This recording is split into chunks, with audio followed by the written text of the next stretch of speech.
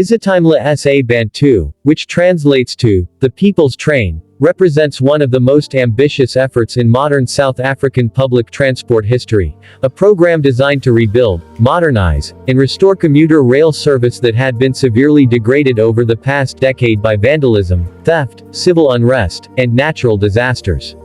This initiative is spearheaded by the Passenger Rail Agency of South Africa PRASA, and is viewed not just as a transport project, but as a social and economic lifeline for millions of South Africans who depend on affordable, reliable public transport to get to work, school, hospitals, and other daily destinations.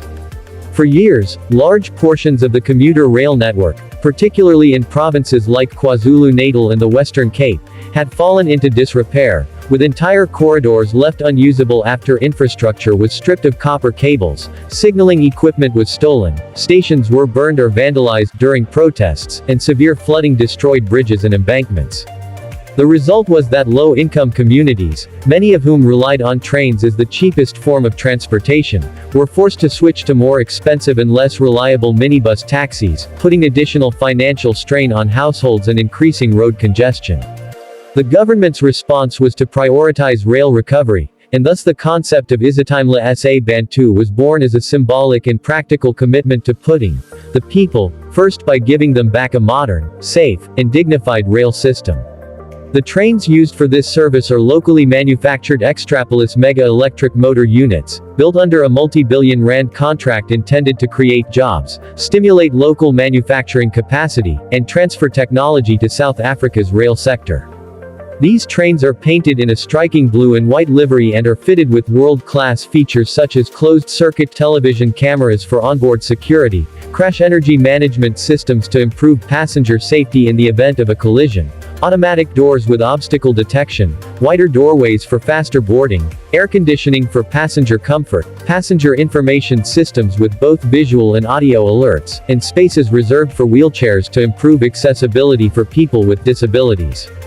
Beyond the trains themselves, the project includes a complete rebuild of rail corridors, repairing or replacing stolen overhead electrical wires, reconstructing signaling networks to allow safe and efficient train movements, upgrading stations with lighting, fencing, and security personnel, and implementing digital monitoring systems to protect infrastructure from future theft.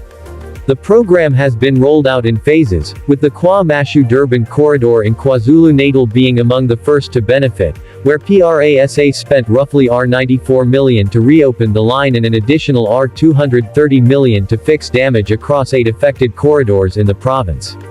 In the Western Cape, services have been restored on the Central Line, Southern Line, and Northern Corridor, each reopening celebrated by communities and local leaders as a step toward economic revitalization. A major advantage of iSitimela saBantu is its affordability, with fares on some routes set at under R10, allowing low-income workers to travel to urban centers for a fraction of the cost of road-based transport. However, the project faces enormous challenges, chief among them being the ongoing threat of vandalism and cable theft, which not only damage infrastructure but also create safety risks and force costly re-repairs. PRASA and the South African government have responded with increased security, including collaboration with law enforcement, use of private security contractors, installation of CCTV and intrusion detection along key corridors, and community engagement programs designed to encourage residents to take ownership of the infrastructure and report criminal activity. Another challenge is regulatory compliance, as full services cannot run until the Railway Safety Regulator (RSR) grants safety approvals for signaling and operations, meaning that in some areas only limited off-peak services are available until the entire system is signed off. Despite these hurdles, the significance of iSitimela saBantu cannot be overstated. It is not merely about moving trains, it is about restoring dignity, bridging socio-economic divides, creating jobs through local manufacturing and maintenance, reducing carbon emissions by encouraging a shift from road to rail, and laying the groundwork for a modern integrated transport system that could, in time, include seamless connections with buses, taxis, and even future rapid rail developments.